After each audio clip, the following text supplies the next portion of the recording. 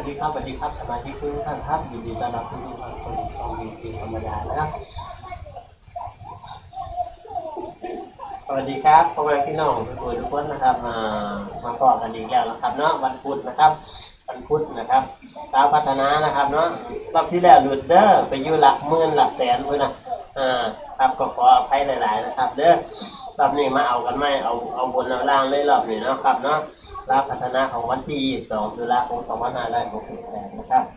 ขอขอบพระคุณสมาชิกหลายๆนะครับเด้อที่เขามาติดตามเรา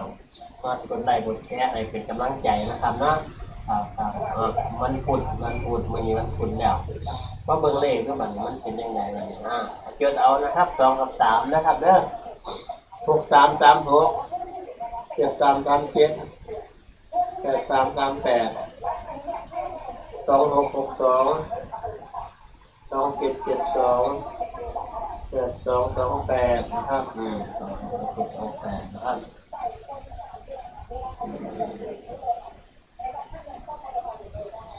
จดเลย2 3 4 5 6 7 8ชุดวินนะครับเด้อใครมากวินกับจัดวินไปใครมากนั่นกับจัดนั่นไปนะครับ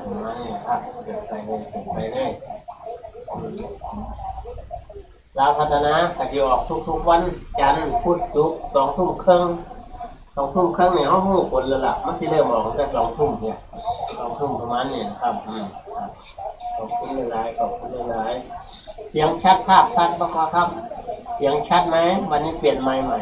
เปลี่ยนไมค์ใหม่มันชัดไหมหรือว่ามันเป็นยังไงก็วิเคราะห์มานะครับตอบคำถามมาก็ได้คอมเมนต์มาก็ได้เสียงชัดเกินไปเสียงชัดพอดีเสียงไม่ชัดเลยแต่เลขนี่ขอให้แม่นเสียงชัดถึงไม่ชัดไม่เป็นไรขอให้เลขแม่นก็พอนะครับ36 37 38 26 27 28นะครับเนาะเกิดทันยี่ดอกเป็นประทันกับเบิ้งอะไรก็ได้ขอบพระคุณหลายๆนะครับเด้อขอบพระคุณหลายๆขอบคุณท่านผู้ชมดีครับสวัสดีครับ